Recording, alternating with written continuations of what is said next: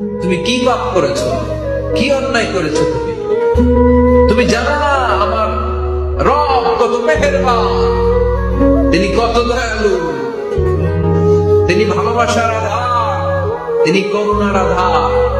তোমার পাপ অন্যায় যদি হয় খালের পানির সমান, বিলের পানির সমান, আমার আল্লাহর দয়া সাগরের পানির সমান।